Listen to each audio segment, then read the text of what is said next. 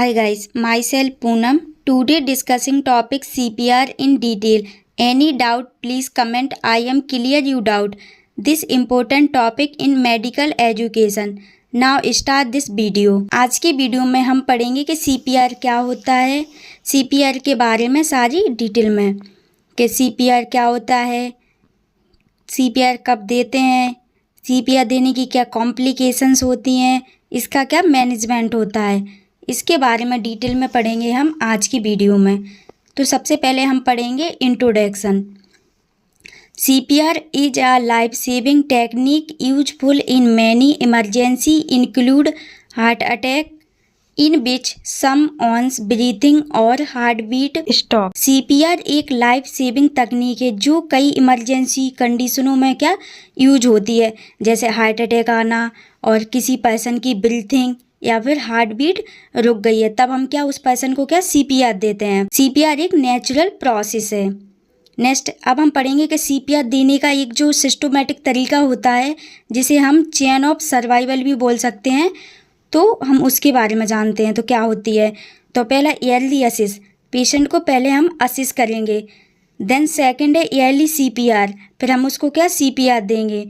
Next है yearly defibrillation, next है yearly advance care. तो ये थी चेन ऑफ सर्वाइवल। नेक्स्ट अब हम पढ़ेंगे कि definition. Cardiopulmonary resuscitation is a technique of basic life support for oxygenating the brain and heart until appropriate. CPR brain और हार्ट को ऑक्सीजन देने के लिए क्या एप्रोप्रिएट लाइफ सपोर्ट की एक टेक्निक है। नेक्स्ट अब हम पढ़ेंगे इंडिकेशन कि CPR हम किन किन कंडीशन में दे सकते हैं। तो पहला है कार्डियक अरेस्ट। अगर किसी पेशेंट को कार्डियक अरेस्ट हुआ है, जैसे इसके अंदर है वेंट्रिकुलर फाइब्रिलेशन, नेक्स्ट है वेंट्रिकुलर ट्रैकीकार्डिया हो रहा है पेशेंट को, नेक्स्ट है पल्सलेस इलेक्ट्रिकल एक्टिविटी है, तो उस कंडीशन में हम क्या पेशेंट को CPR देंगे। नेक्स्ट इसी के अंदर है रेस्पिरेटरी अरेस्ट। अगर किसी पेशेंट को ब्रीथिंग सांस लेने में दिक्कत हो रही है तो उस कंडीशन में भी CPR देंगे। तो इसके अंदर क्या आ सकता है ड्रॉइंग। अगर कोई पेशेंट डूब गया है पानी वगैरह में, हमने उसको निकाला है, तो हमको पेशेंट को क्या CPR देना है, जिससे उसका जो हार्ट है वो कंप्रेस होगा तो फिर से क्या एक्टिवेट हो जाएगा। नेक्स्ट है स्ट्रोक, नेक्स्ट है स्मोक इनहाइलेशन, नेक्स्ट है ड्रग ओवरडोज। अगर कोई ड्रग है, मेडिसिन है, उसकी ओवरडोज ले लिए, उसकी वजह से भी क्या अगर पेशेंट को सांस लेने में दिक्कत हो रही है या फिर रुकावट हो रही है या फिर शॉर्टनेस ब्रीथिंग हो रही है, तो उस कंडीशन में भी हम CPR दे सकते हैं। नेक्स्ट है एक्सीडेंट, इंजरी हो गई है कोई, या फिर पेशेंट कोमा में जा रहा है, या फिर सफोकेशन हो रहा है पेशेंट को, तो इन कंडीशन में हम क्या पेशेंट को CPR देंगे। नेक्स्ट अब हम पढ़ेंगे कि CPR की क्या प्रिंसिपल्स हैं या फिर क्या सिद्धांत, या हम ये कह सकते हैं कि CPR देते हैं तो उसका उद्देश्य क्या है, उसके बारे में हम जानेंगे अब। तो पहला to restore effective circulation and ventilation. Effective circulation और वेंटिलेशन को रेस्टोर करने के लिए। Next point to prevent irreversible cerebral damage due to anoxia. Anoxia के कारण इरिवर्सिबल अपरिवर्तनीय ब्रेन डैमेज को रोकने के लिए when the heart fail to maintain the cerebral circulation for approximately 4 minute the brain में सफ़र। जब हार्ट अप्रॉक्सीमेटली 4 मिनट तक क्या ब्रेन सर्कुलेशन को बनाए रखने में क्या फेल रहता है, तो ब्रेन को इरिवर्सिबल डैमेज हो सकता है। देन अब हम पढ़ेंगे कुछ इसके मेन पॉइंट्स जिनको हमें फॉलो करना है। पहला है एप्रोक्सीमेटली, सुरक्षित रूप से क्या पेशेंट के पास पहुँचे। नेक्स्ट है चेक रेस्पॉन्स, पेशेंट के साथ जो कंडीशन हुई है, पेशेंट के साथ जो प्रॉब्लम हुई है उसको क्या चेक करें। नेक्स्ट है शाउट फॉर हेल्प, और मदद के लिए क्या आवाज़ दे। नेक्स्ट है ओपन एयरवे, और एयरवे को क्या ओपन करें। नेक्स्ट है चेक ब्रीथिंग, और पेशेंट को चेक करेंगे कि वो सांस ले पा रहा है या नहीं। नेक्स्ट है कॉल 108 13 चेस्ट कंप्रेशन, और पेशेंट की चेस्ट को 13 बार क्या कंप्रेस करेंगे। नेक्स्ट है टू रेस्क्यू ब्रीथ, और पेशेंट को क्या 2 बार उसको क्या ब्रीथ देंगे। नेक्स्ट अब हम जानेंगे कि हमने आगे बताया था कि चेस्ट कंप्रेस, तो चेस्ट कंप्रेशन क्या होता है इसके बारे में अब हम आगे पढ़ेंगे। तो पहला पॉइंट है, place the heel of on hand in the centre of the chest. एक हैंड की हील हम बोल सकते हैं जैसे हमारी हथेली है, कुछ चेस्ट के बीच में रखें। नेक्स्ट है, place other hand on top, और दूसरे हाथ को उसके ऊपर रखें। नेक्स्ट है, इंटरलॉक फिंगर, और फिंगर को क्या आपस में जोड़ें। नेक्स्ट है, कंप्रेस द चेस्ट, और चेस्ट पर क्या दबाव डालें। और इसके अंदर है कुछ रेट, 1 मिनट में 100 बार। नेक्स्ट है डीप, मतलब कितनी गहराई तक हमको क्या दबाना है।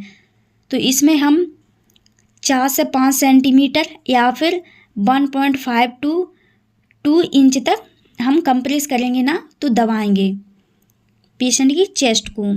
नेक्स्ट है इक्वल कंप्रेशन, और कंप्रेशन हम जो दे रहे हैं दबाव वो बिल्कुल इक्वल होना चाहिए। उसके बाद हम पेशेंट को क्या रिलैक्सन देंगे, रिलैक्स। नेक्स्ट 5th पॉइंट है, when possible change CPR operation every 2 minute. अगर पॉसिबल हो तो हर 2 मिनट में क्या CPR जो पर्सन दे रहा है हम उसको चेंज कर सकते हैं और दूसरा पर्सन CPR कंटिन्यू कर सकता है।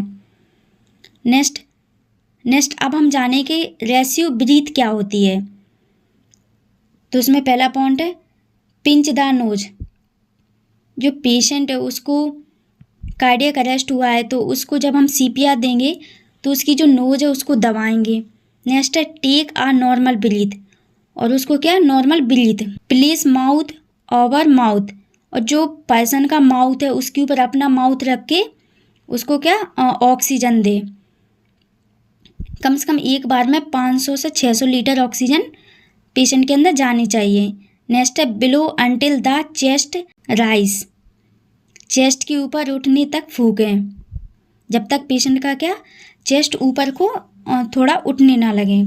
नेक्स्ट है, टेक अबाउट 1 सेकेंड, लगभग 1 सेकेंड का समय लें। ये प्रोसेस आपको जल्दी करना है। नेक्स्ट है, अलो चेस्ट टू फॉल, चेस्ट को नीचे आने दें। नेक्स्ट है, रिपीट, और फिर हमने जो प्रोसेस किया है इसको ही हमें दोबारा से क्या रिपीट करना है। तो हमारे ये थे रेस्क्यू ब्रीथ, तो इसके बारे में हमने जान लिया। नेक्स्ट अब हम पढ़ेंगे कि हम पेशेंट को CPR दे रहे हैं तो उसकी क्या क्या कॉम्प्लिकेशंस हो सकती हैं पेशेंट के ऊपर जो कि पॉसिबल है। तो पहला है, coronary vessels injury. Coronary vessels में क्या इंजरी हो सकती है। नेक्स्ट है, डायफ्राम इंजरी हो सकती है। हीमोपेरिकार्डियम हो सकता है। नेक्स्ट है, हीमोथोरैक्स हो सकता है। पेशेंट के चेस्ट में क्या ब्लड एक्यूमुलेट हो सकता है। नेक्स्ट है, इंटरफेरेंस विथ वेंटिलेशन, और वेंटिलेशन में क्या बाधा हो सकती है, मतलब सांस लेने और छोड़ने में क्या प्रॉब्लम हो सकती है पेशेंट को। नेक्स्ट है, लीवर इंजरी। नेक्स्ट है, मायोकार्डियल इन्फेक्शन हो सकता है। नेक्स्ट है, न्यूमोथोरैक्स, पेशेंट का जो थोरैक्स कैविटी है उसमें क्या एयर भर सकती है। नेक्स्ट है, रिब फ्रैक्चर, अगर हम प्रोसीजर होता CPR का अगर हम उसको सही तरीके से नहीं कर रहे हैं या फिर हम चेस्ट को ज़्यादा दबा रहे हैं तो उसकी वजह से क्या जो पेशेंट है उसकी जो रिब्स हैं वो क्या फ्रैक्चर हो सकती हैं, टूट भी सकती हैं। नेक्स्ट है, स्प्लीन इंजरी हो सकती है। नेक्स्ट है, एक्सटर्नल फ्रैक्चर हो सकता है। तो ये हमारी कुछ पॉसिबल कॉम्प्लिकेशंस हैं जो कि हमने अगर सही तरीके से CPR प्रोसीजर नहीं किया तो हो सकती हैं। नेक्स्ट अब हम पढ़ेंगे मेडिकल मैनेजमेंट। तो मेडिकल मैनेजमेंट में पहला है, adrenaline epinephrine is the main drug use during resuscitation from cardiac arrest. Adrenaline या फिर एपिनेफ्रिन हार्ट अरेस्ट से रिसस्सिटेशन मतलब पुनः जीवन रिसस्सिटेशन के दौरान उपयोग की जाने वाली मेन ड्रग है या फिर मेडिसिन है। नेक्स्ट है, एट्रोपिन। एट्रोपिन क्या होता है।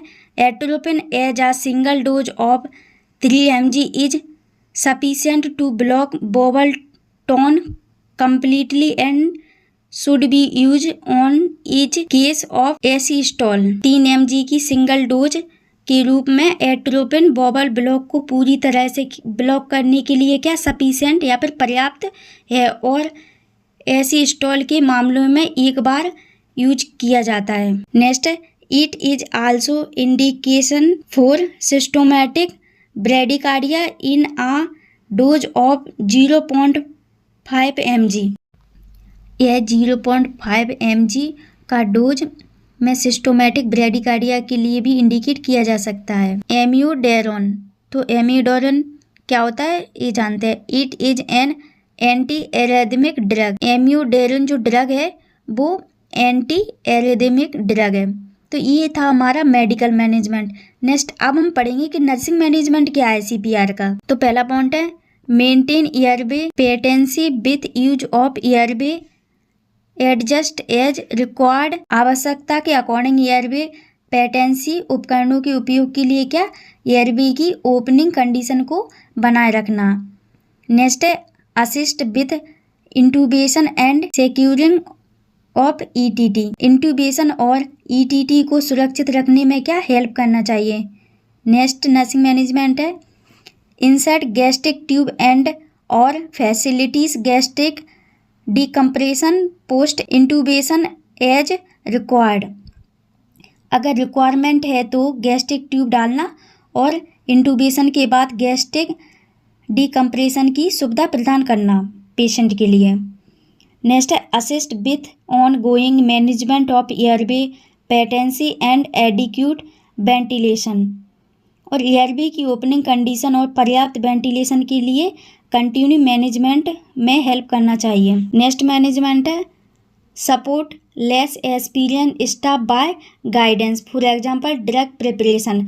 अगर जो स्टाफ है जिन स्टाफ को कम एक्सपीरियंस है उनको क्या गाइड करना चाहिए, जैसे कि मेडिकेशन में हेल्प कराना चाहिए। नेक्स्ट है if a shockable rhythm is present ensure manual defibrillation pad are applied and connected.